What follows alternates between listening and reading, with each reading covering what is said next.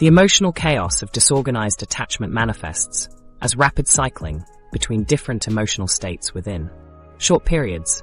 Someone might feel overwhelming love for their partner, then suddenly experience terror about the relationship, then shift to rage about feeling trapped, all within the same conversation. These rapid emotional shifts confuse everyone involved because there's no logical progression or clear trigger for the changes. Research reveals significant physiological differences in how different attachment styles respond to stress. The theta/beta ratio, a neurophysiological marker that assesses cognitive load and attentional control, shows distinct patterns across attachment styles. Individuals with insecure attachment styles show more cognitive strain when processing emotional information, particularly negative feedback about themselves or their relationships. Their brains work harder to manage the same emotional challenges that securely attached individuals handle with less effort. These physiological differences explain why relationship conflicts create such different experiences for people with different attachment styles. When couples argue, each person's nervous system responds according to their attachment programming. The anxiously attached partner might experience heart racing, shallow breathing, and tunnel vision focused on signs of rejection. The avoidantly attached partner might feel physically uncomfortable and have an overwhelming urge to leave the situation. Emotional dysregulation creates relationship crises that seem to emerge from nowhere because partners don't understand how attachment styles influence emotional processing. A comment that seems neutral to one person might trigger intense emotional flooding in their anxiously attached partner. A request for emotional support might feel overwhelming and suffocating to an avoidantly attached partner.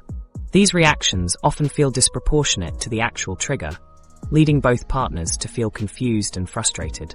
Partners with different attachment styles unknowingly trigger each other's emotional wounds through normal relationship interactions. The anxiously attached person's need for reassurance can trigger the avoidantly attached person's fear of being controlled or overwhelmed. The avoidantly attached person's need for space can trigger the anxiously attached person's abandonment fears. Neither partner realizes they're responding to attachment programming rather than actual relationship threats. Understanding how attachment styles sabotage emotional regulation becomes even more critical when you consider how dramatically our modern work environment the remote work revolution's impact on intimate bonds. The workplace transformation has created entirely new attachment challenges that extend far beyond professional boundaries into our most intimate relationships. When millions of people suddenly moved from office environments filled with casual conversations, shared meals, and spontaneous interactions to isolated home offices communicating primarily through screens, we fundamentally altered the basic building blocks of human connection. The face-to-face interactions that our nervous systems evolved to rely on for safety and bonding have been replaced with scheduled video calls and digital messages, creating a relationship landscape that no previous generation has ever had to navigate.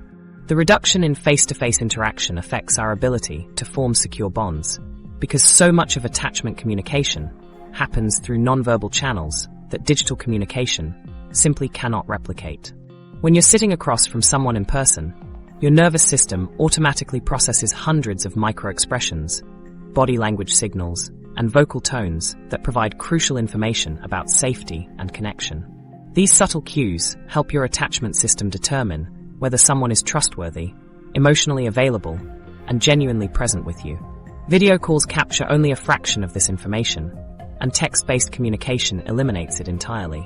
Work-from-home arrangements create unexpected strain on romantic relationships and family attachment patterns because the boundaries that previously separated work stress from home life have completely dissolved. Partners who used to have separate workdays and then reunite in the evening for focused connection time now spend entire days in the same physical space, while being mentally and emotionally occupied with different priorities. Children compete with work calls for their parents' attention in ways that create new forms of attachment insecurity. The home, which should serve as a secure base for family relationships, becomes a space filled with work-related stress and divided attention. Virtual communication lacks the subtle cues that attachment systems need to feel truly secure in relationships. During video calls, you can see someone's face, but you miss the way they position their body, the energy they bring to the space, and the countless micro-adjustments people make when they're physically present with each other. Your nervous system receives incomplete information and has to guess about the emotional availability and genuine presence of the other person. This creates a constant low-level uncertainty that can activate attachment anxiety, even during positive interactions. The technical limitations of virtual communication create their own attachment triggers. When video calls freeze during important conversations, your nervous system can interpret these technical problems as emotional disconnection or rejection. Poor audio quality that makes it difficult to hear subtle changes in tone can trigger anxiety about whether someone is truly engaged or secretly irritated. The delay in video calls disrupts the natural rhythm of conversation, making it harder to feel genuinely synchronized and connected with others. Isolation during remote work triggers attachment insecurities in unexpected ways because humans are fundamentally social creatures who need regular connection to feel emotionally regulated. The casual interactions that happen naturally in office environments provide ongoing attachment security through brief conversations, shared experiences, and simple physical presence with others. When this background social connection disappears, people often don't realize why they're feeling increasingly anxious, lonely, or insecure in their personal relationships. The absence of regular social interaction amplifies existing attachment patterns in problematic ways. People with anxious attachment styles find themselves desperately seeking more connection from their romantic partners to compensate for the social isolation of remote work. Their partners become responsible for meeting all their social and emotional needs, creating pressure that most relationships cannot sustain. Meanwhile, people with avoidant attachment styles might initially feel relieved by the reduced social demands of remote work, but over time they become even more isolated and disconnected from their own emotional needs. Different attachment styles adapt to remote work environments in dramatically different ways, creating new forms of relationship inequality and misunderstanding. Securely attached individuals often thrive in remote work settings because they can maintain healthy boundaries, communicate their needs clearly, and stay connected to their support networks even through digital channels. However, people with anxious attachment styles struggle significantly with the reduced opportunities for spontaneous connection and reassurance that remote work environments provide. They might find themselves checking in with colleagues and partners excessively, seeking validation through digital channels, or feeling increasingly insecure about their professional and personal relationships. Avoidantly attached individuals might initially prefer remote work because it reduces the social demands and emotional complexity of office environments. They can control their interactions more carefully and avoid the spontaneous emotional exchanges that feel overwhelming in person. However, this preference for controlled interaction can lead to even greater isolation over time and make it harder for them to maintain meaningful connections with colleagues and family members.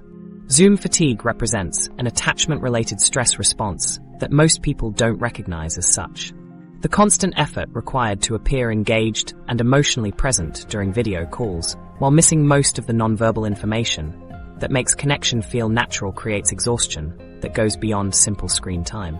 Your nervous system works harder to process incomplete social information, leading to attachment anxiety and emotional depletion that affects all your relationships.